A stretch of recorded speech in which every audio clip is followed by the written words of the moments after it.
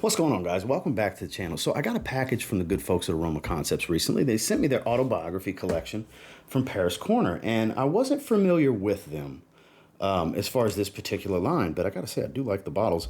And naturally I had to try the aquatic fragrance, at least that's what I assumed when I saw it was called Salty Breeze. So today we're talking about Paris Corner's Autobiography Salty Breeze. We're gonna be diving in. I've been spending the last few days testing this one out, and some surprises and some good things to say, some not so good things to say, but you know, we're gonna discuss it.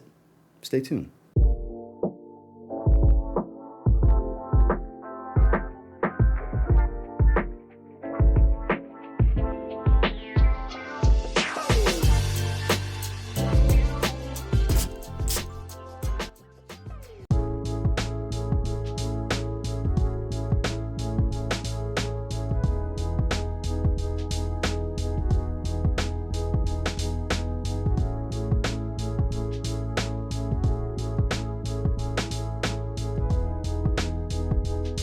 So we're giving this one a spritz on hand, and I couldn't figure out for the life of me at first. I was like, what is this cloning? This is a clone of something. And it came to me, because I'd got a decant recently, shout outs to Miss Heather, of wood sage and sea salt from Joe Malone. This is cloning Joe Malone's wood sage and sea salt. I looked at the notes, and it's the same. They got I like how Paris Corner's been doing that, the Refacat line and stuff like that. They put the notes on the back now. I have the notes on the screen, but top notes are sage and sea salt. There you go. Heart notes of grapefruit and ambrette, and base notes of seaweed. And it does have an aquatic tone. The oil quality here is not crazy synthetic. The best part about this, besides this bottle, I love this bottle, the best part about this is the scent itself. Performance we'll discuss in a little bit. That's a little bit of a letdown. I'm sure some people will be a little disappointed with what I get, but they're cheap. They're like $37 before you 10% off.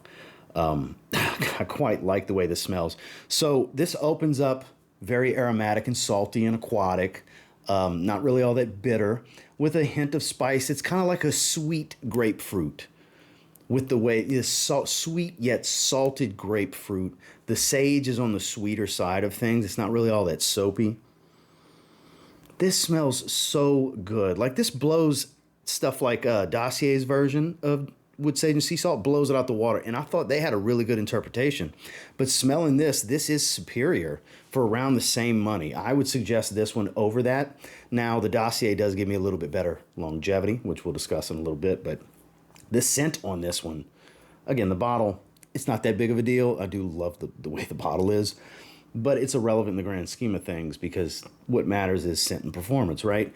And the scent on this is magnificent. Very accurate to wood sage and sea salt. I would call it about 85% accurate. Not exactly one-to-one the same. I find this has a little bit more of the seaweed saltiness, aquatic tone going than actual wood sage and sea salt. I feel like the woody notes is a little bit more present in actual Joe Malone wood sage and sea salt, but overall, this smells fantastic. I think I started with what might end up being my favorite of the four. I don't know, because I haven't looked into the other three yet. I just wanted, based on the name, I was like, I want to try that first. That's the aquatic. And it is a little aquatic, but not a super watery bomb. And yeah, this is actually really good. Scent alone, it's magnificent. Moving into performance, now this is where it's going to be a little bit of a letdown for some, because I've been clocking it at 4 to 5 hours, so it's a little below average. It's not special. If you're looking for a performance monster, look elsewhere. This ain't going to be it as far as that. 4 to 5 hours, though, I'm cool with that. I got fragrances that do worse that I wear more. So, situational. Great gym fragrance, great office fragrance, especially if you can keep your bottle with you. If you have an 8, 10, 12-hour shift and you're in a position to be able to keep your bottle with you, or a small decant to refresh, because it does smell that good. It's worthy keeping it with you to refresh. Or if you're not going to be anywhere for more than 4 or 5 hours, if you happen to get the longevity then it's totally fine. So don't get me wrong, would I prefer it to be in 6 to 8 hours? That's my sweet spot. Let me get 6 to 8 hours out of anything and everything.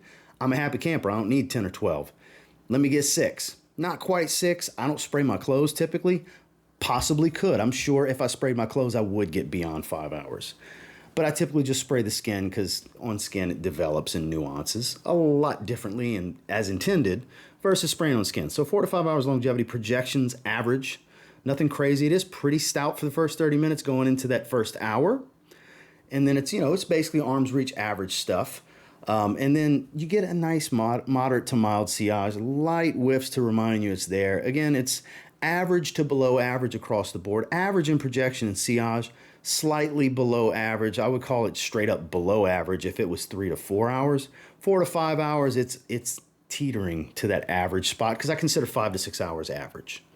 For those of you curious on what I mean exactly, if you get 5 to 6 hours of longevity, I consider that average longevity. 6 to 7 slightly above.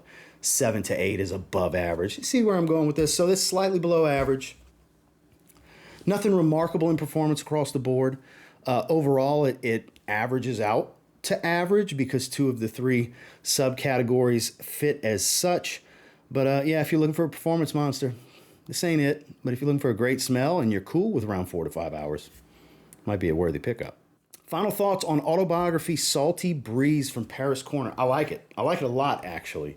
Love the way this one smells. Quite a bit, in fact. Going to the gym here in just a little bit. I quite enjoy it. It's going to be perfect for the gym.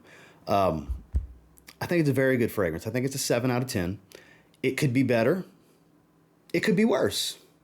I think if it didn't smell as good as it did, if it was much more chemically synthetic, it would have took a big hit in its rating because the scent profile and the decent quality here is what saved it. Because the lower the longevity, the worse the performance gets, the lower it's going to knock its overall score. So 7 out of 10, it's because to me it's like an 8.59 out of 10 scent. But your longevity is kind of in that 6 out of 10 range, just to give you guys an idea for the overall, because subcategories, they have different scores to make the 6 out of 10. But yeah, if you can temper expectations on performance, because it's not 30 minutes and it's gone, bro. It is better than that. But yeah, obviously high humidity, outdoor settings, going to burn off faster, indoor, climate controlled, going to last a bit longer, maybe not project as heavy. It all depends. Your setting is and your skin chemistry, your olfactive perception, as far as levels of fatigue for your nose.